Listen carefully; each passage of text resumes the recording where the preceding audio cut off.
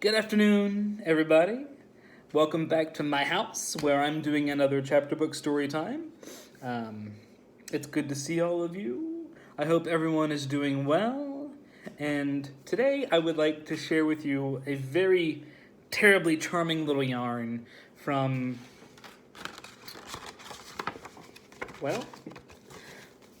from James Herriot's Cat Stories. James Herriot, if you're not familiar with him, was an English country veterinarian active from the 1930s to the 1950s. And after his veterinary career, James Herriot began a writing career in which he published at least 8 different collections of memoirs chronicling his time working with animals, predominantly cats and dogs and other types of farm animals, horses, cows, pigs. In this particular collection that I'm going to read from today is from his cat stories. And this is my own personal copy of the book, and it was actually given to me as a Christmas present in 1994 by my grandparents. Doesn't seem that long ago, and it also seems like a lifetime ago. Time is funny that way, I suppose. But anyway, James Herriot was a wonderful fellow and wrote some really wonderful real-life stories, including this one, which I'm going to share, which is called Moses Found Among the Rushes. Shall we? Let's do it. It was going to take a definite effort of will to get out of the car. I had driven about 10 miles from Daroby, thinking all the time that the dales always looked their coldest, not when they were covered with snow, but, as now, when the first sprinklings streaked the bare flanks of the fells in bars of black and white like the ribs of a crouching beast. And now in front of me was the farm gate rattling on its hinges as the wind shook it. The car, heaterless and draughty as it was, seemed like a haven in an uncharitable world, and I gripped the wheel tightly with my woolen-gloved hands for a few moments before opening the door. The wind almost tore the handle from my fingers as I got out, but I managed to crash the door shut before stumbling over the frozen mud to the gate. Muffled as I was in heavy coat and scarf pulled up to my ears, I could feel the icy gusts biting at my face, whipping up my nose and hammering painfully into the air spaces in my head. I had driven through and, streaming-eyed, was about to get back into the car when I noticed something unusual. There was a frozen pond just off the path, and among the rime-covered bushes which fringed the dead opacity of the surface of a small object stood out, shiny and black. I went over and looked closer, and saw it was a tiny kitten, probably about 6 weeks old, huddled and immobile, eyes tightly closed. Bending down, I poked gently at the furry body. It must be dead. A morsel like this couldn't possibly survive in such cold, but no, there was a spark of life because the mouth opened soundlessly for a second and then closed. Quickly, I lifted the little creature and tucked it inside my coat. As I drove into the farmyard, I called to the farmer who was carrying 2 buckets out of the calf house. "I've got one of your kittens here, Mr. Butler. It must have strayed outside." Mr. Butler put down his buckets and looked blank. "Kitten? We ain't got no kittens at present." I showed him my find, and he looked even more puzzled. "Well, that's rum in there. There's no black cats on this spot. We have all sorts of colours, but no black ones. No." "Well, he must have come from somewhere else then," I said, "though I can't imagine anything so small travelling very far. This is it's rather mysterious." I held the kitten out, and he engulfed it with his big, work-roughened hand. "Poor little bugger. He's only just alive. I'll take him into the house and see if the missus can do anything for him." In the farm kitchen, Mrs. Butler was all concern. "Ooh, what a shame!" She smoothed back the bedraggled hair with one finger. "And he's got such a pretty face." She looked up at me. "What is it, anyway, a him or a her?"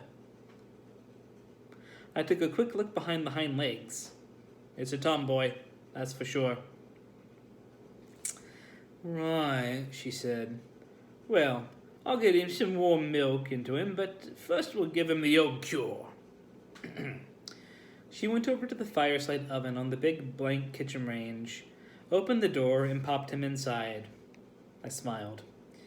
It was the classical procedure when newborn lambs were found suffering from cold and exposure.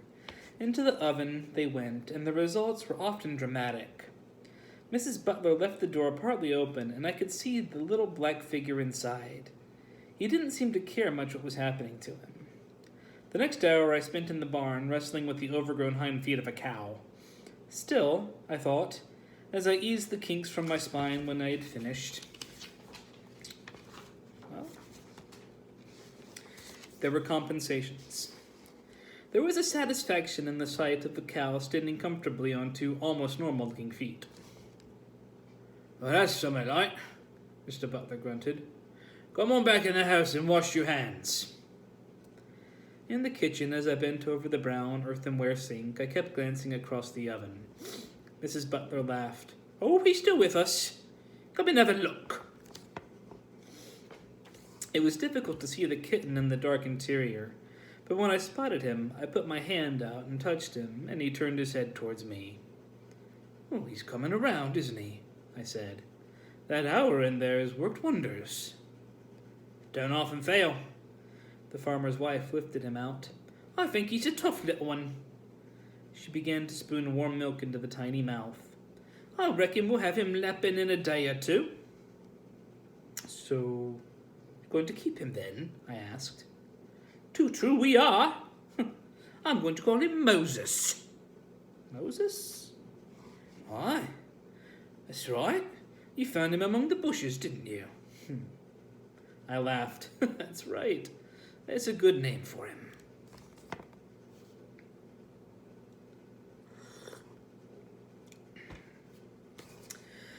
Well, I was on the Butler farm about a fortnight later, and I kept looking around for Moses. Farmers rarely have their cats indoors, and I thought that if the black kitten had survived, he would have joined the feline colony around the buildings. Farm cats have a pretty good time. They may not be petted or cosseted, but it has always seemed to me that they lead a free, natural life. They are expected to catch mice, but if they are not so inclined, there is an abundance of food at hand, bowls of milk here and there, and dogs' dishes to be raided if anything interesting is left over. I had seen plenty of cats around today, some flitting nervously away, others friendly and purring. There was a tabby loping gracefully across the cobbles, and a big tortoiseshell was curled on a bed of straw at the warm end of the barn. Cats are connoisseurs of comfort, don't you know? And when Mr. Butler went to fetch the hot water, I had a quick look in the bullock house, and a white Tom regarded me placidly from between the bars of hay, where he had been taking a siesta, but there was no sign of Moses. I finished drying my arms and was about to make a casual reference to the kitten when Mr. Butler handed me my jacket. "Come around here with me, we've got something if you've got a minute," he said. "I got something to show you." I followed him through the door at the end and across the passage into the long, low-roofed piggery. That's where they kept the pigs. He stopped at a pen about halfway down and pointed inside. "Look here," he said. I leaned over the wall, and my face must have shown my astonishment, because the farmer burst into a shout of laughter. "Well, that's something new for you, isn't it? You ever seen such a thing?"